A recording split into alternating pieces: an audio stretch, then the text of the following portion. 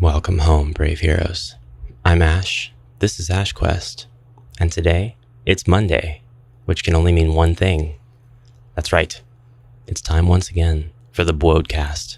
This is the podcast-styled show where we talk about HeroQuest and HeroQuest-adjacent topics, and is best enjoyed while driving to or from work, dropping the kids off at school, or picking them up.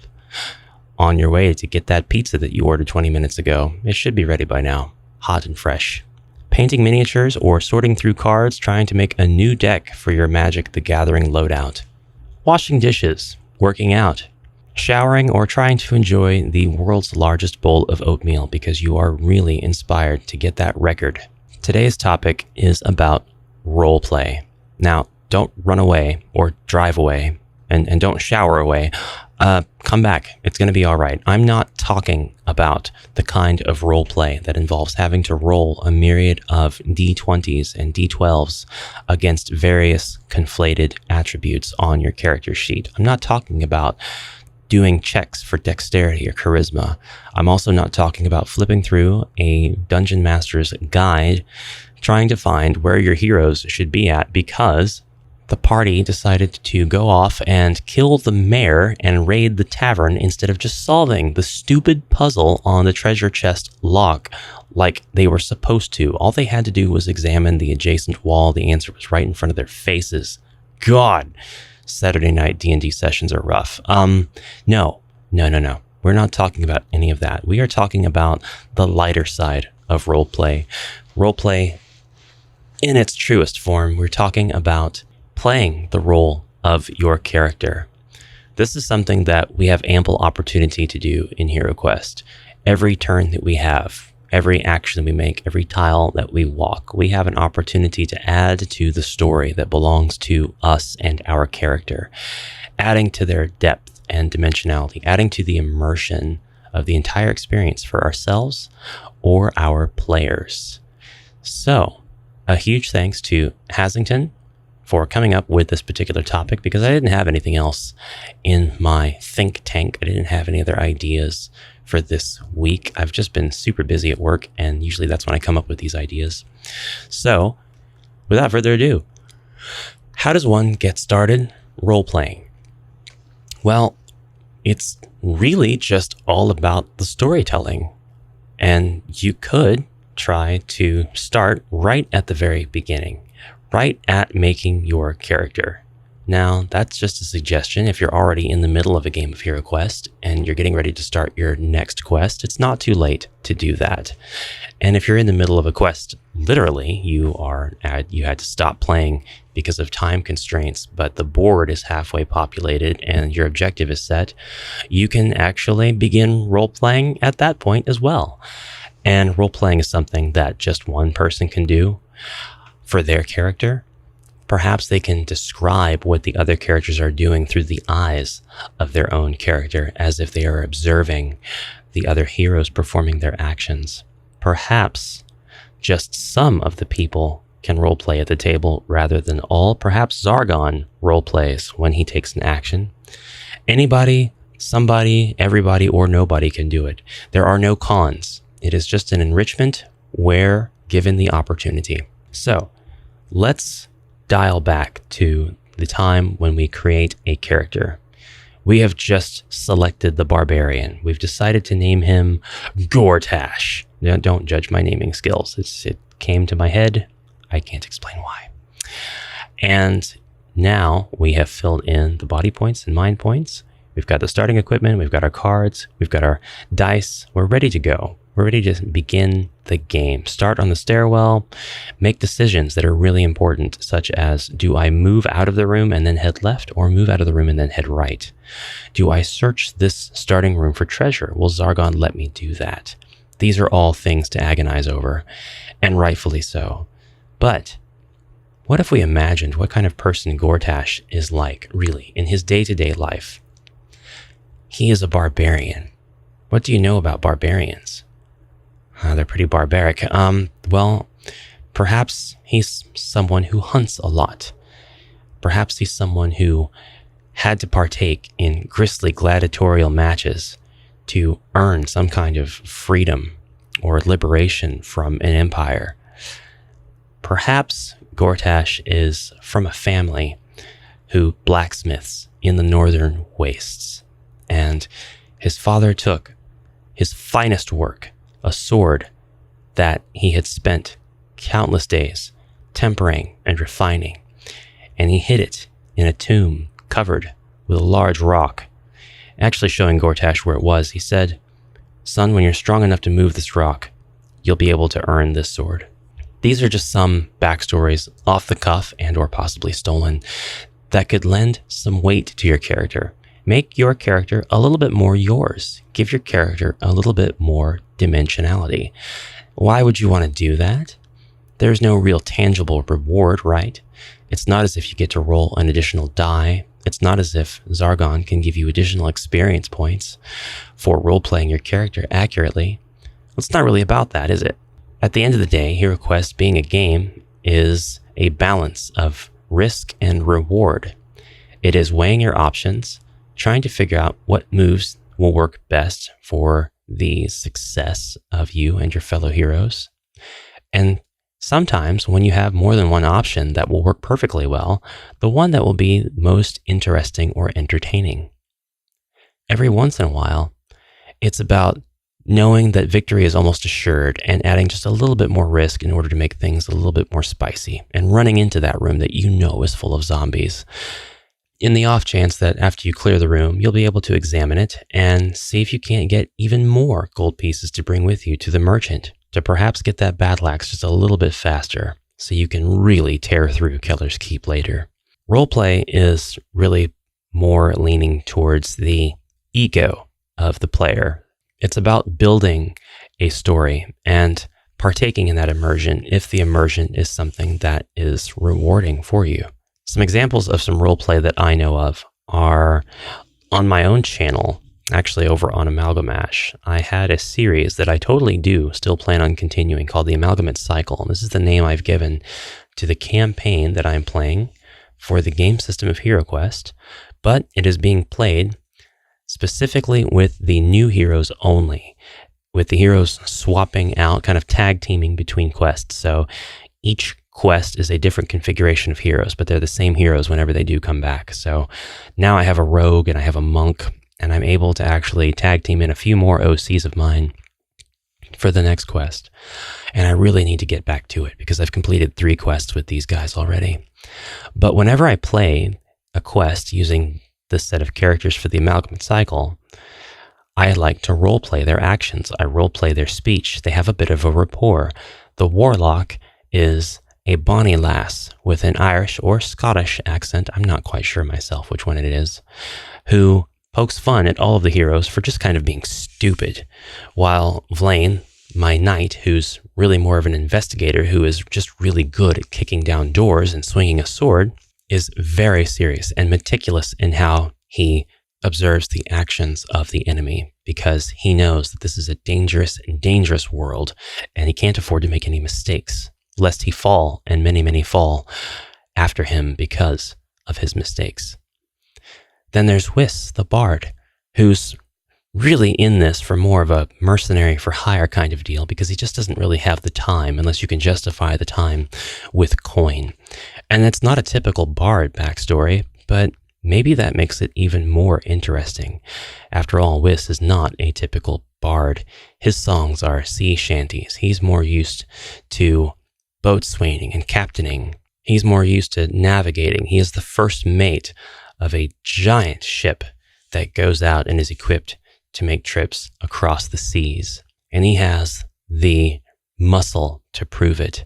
It doesn't do him a lot of good to have ship knowledge when he is in the middle of a dungeon, but being able to use his fists, and I suppose a rapier at the end of them, gives him an edge, no pun intended, in combat. He also has a really good sense of direction, so navigating these tight, claustrophobic spaces is not much of an issue for him. Cyril the Druid can actually transform into a multitude of animals, not just a bear. Not that it has any bearing, again, no pun intended, or effect on the actual gameplay, but she can transform into very small creatures, basically any mammal. So when she needs to fly for a bit, she transforms into a flying squirrel. when she needs to get physical with an enemy or a lot of enemies and needs to take them down fast, that bear form comes in handy, but nothing is stopping her from becoming a larger than normal warthog. Sometimes she becomes a bunny, and, well, 'tis but a rabbit, you might say, but the bunny has proved more than effective in several situations at tearing down the enemy forces in a rather violent and savage manner. Those are my 4 examples for the amalgamate cycle. Looking into other examples, I know that XSC3, home of HeroQuest fans' very own Kurgan, is a bit of a role player in that he enjoys using wrestling moves in his game systems. This is part of a larger heroic feats system, but I really appreciate how it is played out. It's something that doesn't have to change the mechanics of the game. It just adds flair. And I don't mean Ric Flair. The unintentional puns just keep coming. I'm just going to stop pointing them out. So you've got your character, Gortash the Barbarian, and you've decided he's from the frozen north, the northern wastes. But that's all you've got. Your imagination just kind of stops there. Well, that's okay. There is no pressure applied, which is another beautiful thing about role-playing. There's no need to go any deeper than that. There may be desires to do so, perhaps from other players, but it's your character, and maybe he really is just that simple for now. The rest of this experience is going to be adding on to his character. It's going to be gaining new experiences through his eyes. To finish his creation, you might answer some simple questions, and the questions need not be the following. They can be any questions that you wish to ask yourself, or perhaps you can ask the other players to ask you questions about your character to really flesh out the experience. But why did Gortash decide to join the band of heroes to stop Zargon? What is in it for Gortash? Was he simply approached by the Empire who said, "We need help because you're strong"? Or was he approached by Mentor, who approaches all heroes in the same manner, spouting his drivel and nonsense about having to stop dread before it threatens the earth or whatever? Is he just in it for gold? Is he in it for the glory? Is he in it because he wants to die a warrior's death, and the only way to do that is in fierce combat in a room surrounded by gargoyles and chaos warriors? All of these are great backstories. These are great starting points for your character, and it doesn't even have to be a barbarian. It could just as easily be the monk, the warlock, the druid, the bard, the knight, the elf, the dwarf, the wizard. It could be any of these characters, and the line between unconventional and silly might seem a bit thin at times, but if your intention's in the right place, it can always be valid. So I just told the story of my bard, Whis. His full name is Wistful Alloy, and he's actually based on a Rogadin that I created in Final Fantasy XIV. I have a lot of characters that I've made in Final Fantasy XIV. I mainly only play one of them, and that's Vierge Siebzhen, my Aura, who is a bard main. This character is one of the first OCs, or original characters, that I ever made for any game. Most of the time, they just allow you to give yourself a name, and that's it. But for MMOs, you get a little bit more customization. Normally, for massively multiplayer online role-playing games, you usually get access to a character creator, and you usually get access to a ton of options to really make a character that you're comfortable with. Well, when I made Vierge, I didn't really have a story in mind. I was just more struck by how beautiful the character was, how wonderful the model looked, how great the bard outfit looked. And then when I got into the game and I realized that bard and ranger or archer were all things that were tied together, and you were using bows that were sometimes also harps, and you also had that piratey style, the big floppy hats or the tricorns, the real Robin Hood flair to everything. I loved it. I absolutely loved it. But it wasn't until a little bit later that I realized there's a roleplay scene in that game.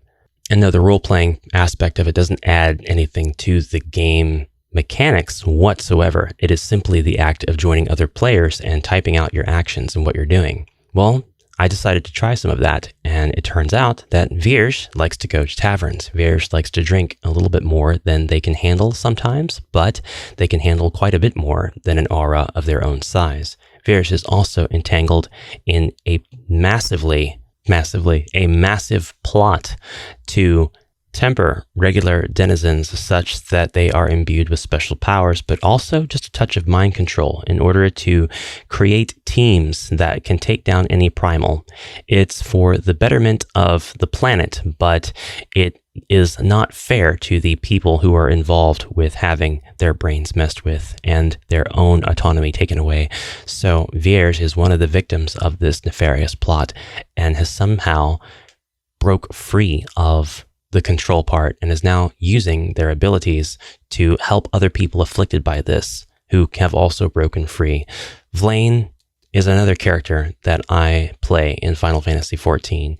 He is actually a Dusk White Elezen, and I use the Dark Knight class to represent him, but in roleplay, he is very much an inspector, a detective, somebody who makes a living by solving cases for others, and he is also a freelance journalist for the various gazettes that are available in the cities for Final Fantasy XIV.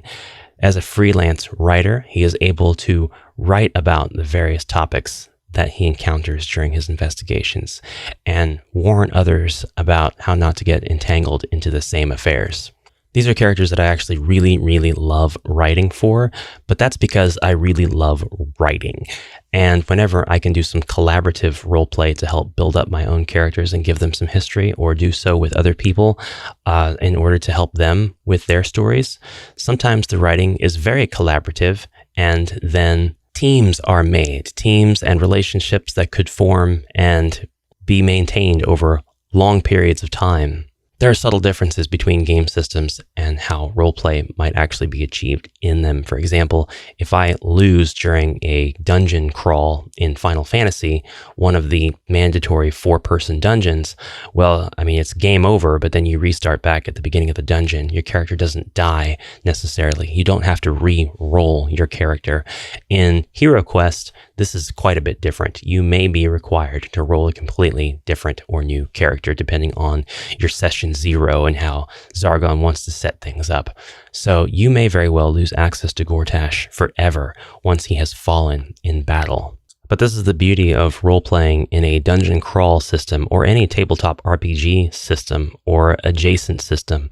Your characters have but one life to live, and after you've spent all of this time developing them, if and when they finally fall, as bittersweet as it is, you have made an impression on the other players. You have created a character that has inspired them in some way, either the players themselves or the players' very own characters. Perhaps the next character that you roll can play into the legacy of the former character. Perhaps when Gortash finally falls and you choose to play as the druid, you decide that this druid was the daughter of Gortash, and she traveled from the frozen northern wastes to the jungles of Delthrak in order to learn the... Yes, I know, I'm doing all kinds of taboo things here. This is my story, and I'm writing it, so don't you worry about the invisible lore that you created in your head, okay? Just hold on.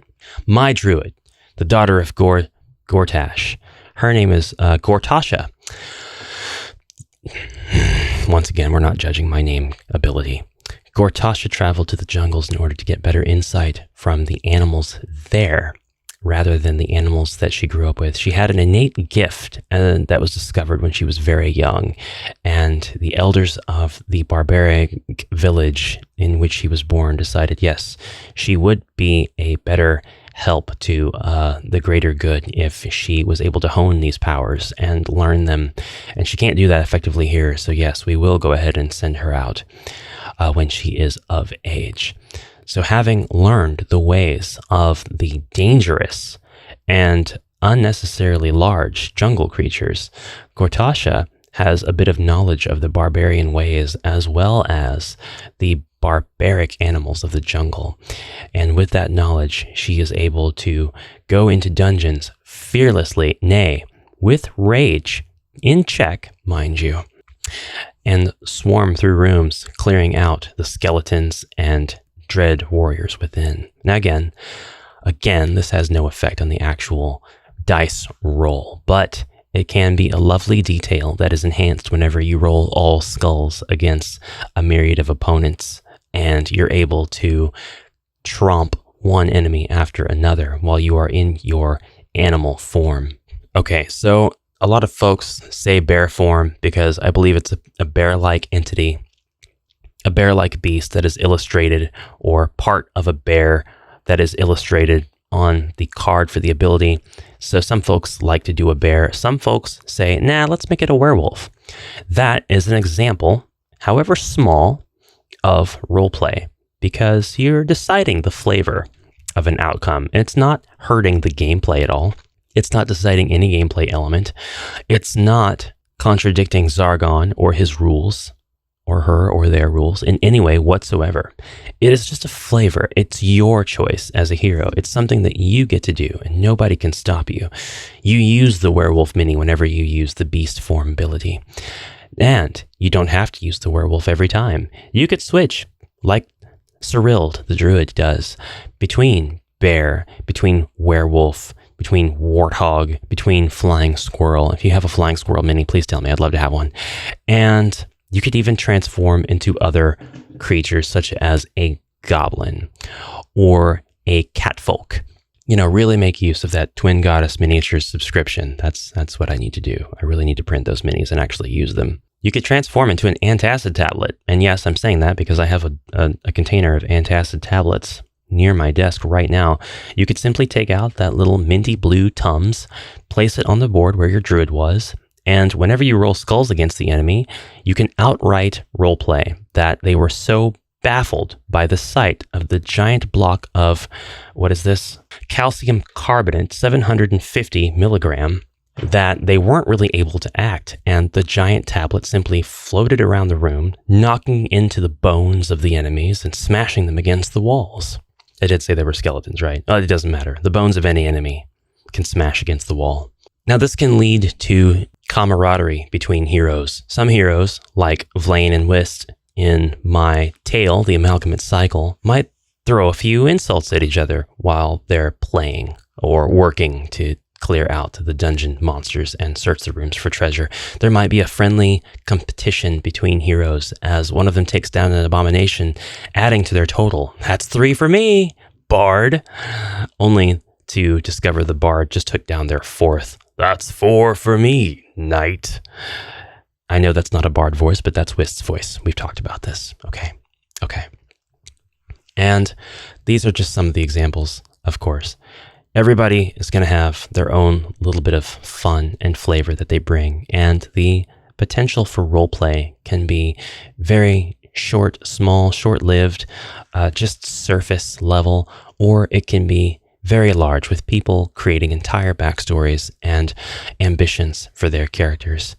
Sometimes you can grow so attached to a character that you will not want to see them perish in the dungeon at all. If you're playing a dungeon crawler, this is almost inevitable. In between quests, you could swap out this character for another character who has the exact same loadout. It's the same character. It's the same character sheet in every way, shape, or form. But Gortash takes a break. Gortash goes on vacation, and Gortash says, hey, brother Tashgore, the inferior brother who doesn't have as many skills as I do, who is not as smart or as strong despite having the same character sheet. I'm going to tag out and take a vacation in the southern wastes for a bit. Why don't you handle this dungeon and go check out Melar's Maze and the Castle of Mystery? And so Tashgore tags in, and Tashgore is now the character that belongs to that player. Again, not breaking any of the rules of the game because it's just flavor. It's just an overlay. It's not something that is contraindicative of anything Zargon decides or does or says. So there is practically no risk. And if Tashgore falls in battle, well, Gortash comes back to see that all of his equipment has been lost if none of the other heroes picked it up, and has to spend gold to get new stuff, if indeed gold he has to share with the other heroes or from the other heroes. Gortash is now a mess. Gortash goes into the next dungeon, almost starting back to square one, but the character development is still there, and the story can at least continue.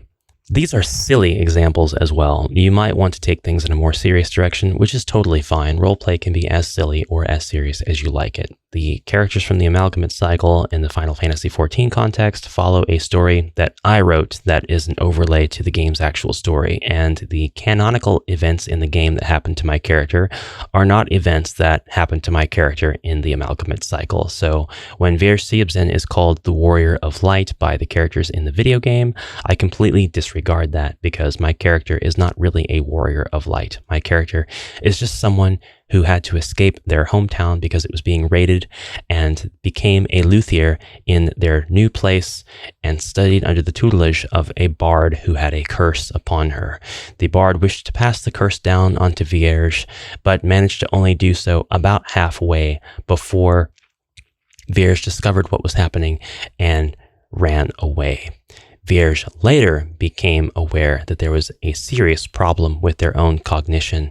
Whenever they fell asleep, they would wake up in random places, sometimes with blood on their hands, sometimes with the taste of blood in their mouth. Vierge Siebzhen was able to quickly deduce that this was because there was a separate entity living within them, something that was not the cause of the bard's tutelage or the bard's curse, but rather a completely separate affliction called the balance. This was the work of the mysterious organization of Erudite, who installed, for lack of a better word, the Egi, or the minor spiritual manifestation of a greater god, into Vierge Siebzhen prenatally by making a deal with their mother. Once their mother agreed to this deal, she was rewarded handsomely, but she had to leave the tribe and travel with what little family she had that would remain loyal after striking such a nefarious deal to an offshoot of another tribe. It was the only way to survive, and of course those tribes were easy targets for the larger numbers of the raiding parties that would go around the steppe. This is not a video about Vierge Siebzhen or the roleplay aspect that I bring, but more to just give you backstory on my own character and see if you can gain any sort of inspiration from at least the level of depth that I've committed to my characters, and a little bit more understanding about some of the ways that role-playing can be applied to your characters. And the ability to tell a story is just that. It is an ability. It's something that can only get better over time. It's something that you can only gain more skill in by doing it repeatedly, by practicing. And if you find out it's not for you, you can simply stop doing it and just continue to enjoy the game at its core as per usual. Because after all, HeroQuest is one of the greatest dungeon crawlers ever made. So why wouldn't you be able to enjoy it without having to add on layers of stuff? All right, guys, that's time for me. Be sure to comment anything you like in the comments below and let me know if you apply any sort of roleplay to your games, whether HeroQuest or otherwise. I would love to hear your stories. And if you would like to learn more about Vierge Siebzhen, I'll place a link to the Amalgamate Cycle card website in the description below. I don't know why anybody would, but it'll be there. Maybe you're a Final Fantasy XIV player and you'd like to RP sometime. Thank you very much for listening to this podcast, and I hope you have a fantastic rest of your day. Make sure to roll all skulls in every endeavor you take, and whenever somebody dares to attack your character, may the shields be ever in your favor. Onward, brave heroes.